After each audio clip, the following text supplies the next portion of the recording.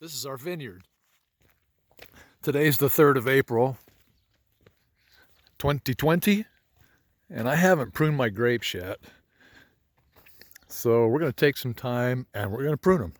What I thought I'd do is explain that these 3 rows used to be different. Actually, there were only 2 about 12 feet apart, and now they're 9 feet apart. We planted Neptunes on this side, and they grew like crazy, the biggest bunches of grapes, but the skins were so thick and they waited so long to ripen. And we just decided we didn't like chewy grapes that you had to pick in December, and they were white and the juice wasn't as good as, and I'm just thinking, let's make red grape juice. So we planted these. Well, we started with some Suffolk Red and some black Monuka. And we left on this row what we liked were flame seedless. Then we decided that the grape juice still wasn't dark enough. And so in and amongst the flame here, we planted some new Concord, standard Concord grapes, so that we can get that delicious Concord, dark Concord flavored grape juice. And so the first few years we had grapes, we let them do this.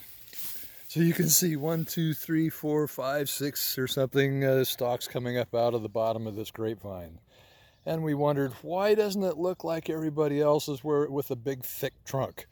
Well, it's because they don't like to have 5 or 6 stalks coming up out of one trunk. They stay small and scrawny looking and don't produce well. So one year I was doing some reading and discovered that somebody else said, oh yeah, they did the same thing. What you have to do is cut all those out and only choose one. So that's what we've done. And you can see it only took a year or two to look really big and nice and woody, and they produce really nicely with big bunches of grapes. And we've learned how to prune these.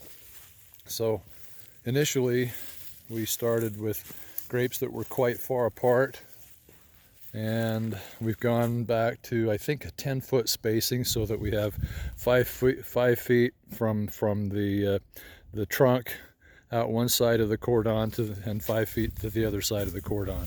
And then they meet here at the post, and that's where the plant ends. And so that's how we prune it. We only leave 5 feet on either side. Where we got these grapes from, he does something similar. But where we got the original grapes from, they were only 6 feet apart with 3-foot cordons on each side of the trunk. So you can see some of our Concords are coming along. We started choosing a trunk last year. They're only 2 years old. You can see some of the flame. Look at the size of these flame branches, and they go on for 40 feet, looks like 50 feet almost. An original flame. Actually, we have 2 green grapes still growing in here, but we have probably 5 or 6 flames still. So initially we'll leave these while the Concord still develop, and then I'll probably even cut back on the flame, because you can't eat them all. And if we're going to juice grapes, I think I would still rather have the Concords and then keep a few to eat on the flames. All right, so let's set up and we'll begin pruning.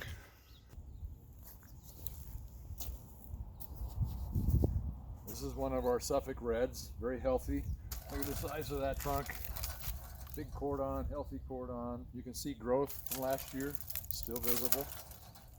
That it hopefully is still alive everywhere, because this is a seedless grape. It's a table grape, and they're very tender compared to some grapes. You can freeze, and you can blow, and you can have blizzards, and you can all kinds of weather, and you'll ruin some of these table grapes, and they'll just have to start over at the ground again and come back up. And we have a couple that are like that, and every year you might have one and you'll have to start over. But they're very vigorous, especially when the root gets established, and they'll come right back for you. This one doesn't seem to have that problem. So we're going to take off all this old growth. You can see where I pruned last year. a couple of spots. We pruned off like to there, you know, everything comes off. So you want maybe 5 or 6 or 7 fruiting spurs on this side and the same on this other side in order to get your big bunches of grapes. You'll notice we only have 1 cord on here.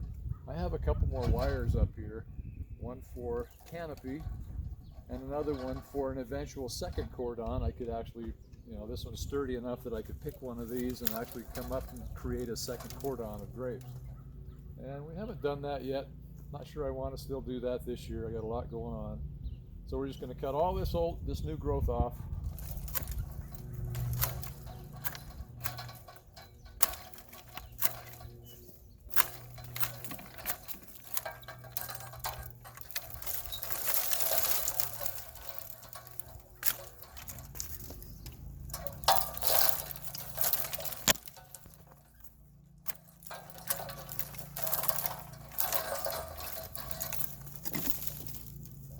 Don't need that in the spring.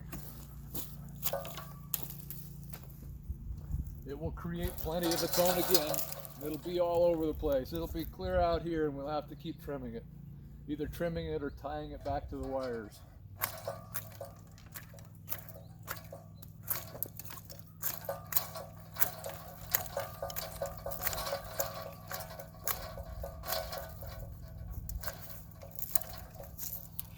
You can see there, it's got lots of curly cues against the wire to help hold itself on, but sometimes we take the tie tape and we tie it up. You can see tape here where maybe something was leaning out and we tied it back to the wire and we use the green tie tape.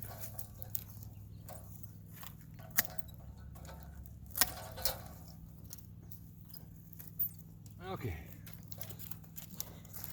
You can see that we have live growth because the end of this is green. It's really pretty. So if I cut off one and it was still dead, you just keep cutting back toward the plant until you find one that's green. And if it's not, of course, you'll take it all out and cut all of the dead wood out, but all of these are green. They're really pretty. Let's try this one.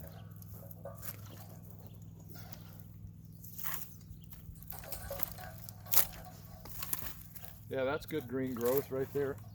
And that's green right there. That's pretty.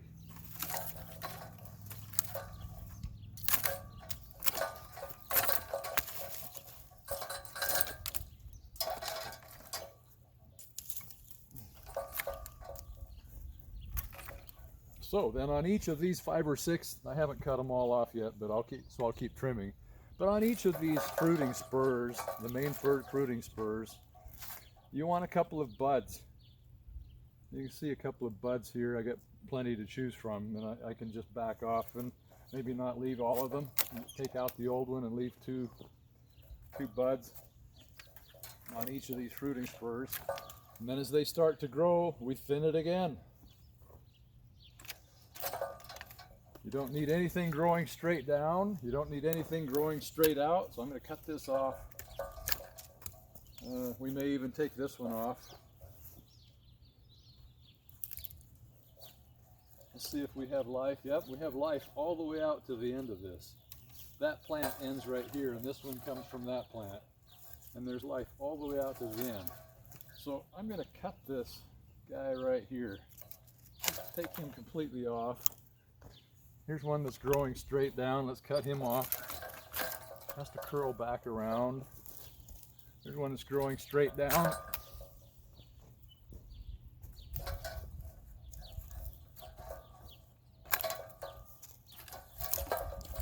So we got 2 or 3 buds on this piece here.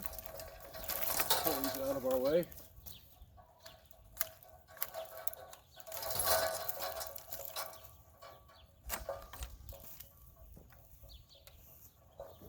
We got 3 buds there.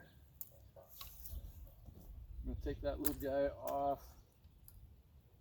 The old wood off on that one. I'll have 2 there. Out here on the end. I don't know if these are live. Now that looks pretty woody. So unless something shoots out of the side of that section right there, it's not very alive. So I'll have one here, and we're going to have to use this branch to find more buds. This piece is alive. Let's take that, and for now we'll leave that.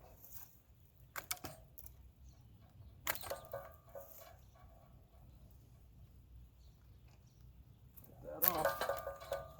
So we got 1, 2, 3, 4, 5, 6, 7. That direction. Let's leave those two. That's 1, 2, 3. That looks pretty dead. No, it's not though. Still, there's 2 of them, so we're going to take the smallest one off.